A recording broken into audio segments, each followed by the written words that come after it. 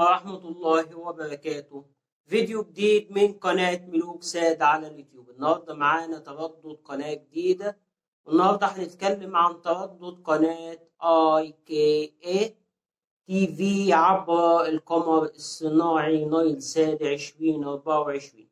النهاردة هنتكلم مع بعض عن التردد الجديد لقناة IKA، وهي قناة عراقية جديدة عبر القمر الصناعي نايل سات. تردد قناة IKA هو 12687 أو 88 مع معدل ترميز 27500، والاستقطاب هيكون عمودي حرف الفي. أولا قناة IKTV هي من القنوات الجديدة عبر القمر الصناعي نايل سات.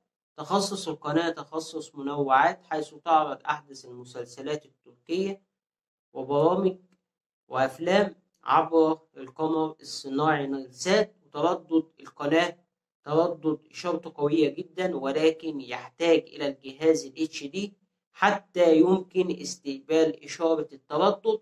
تردد قناة IKA عبر نايل سات 7 درجات غرب 12687 أو 88 27500، والاستقطاب هيكون عمودي حرف الفي.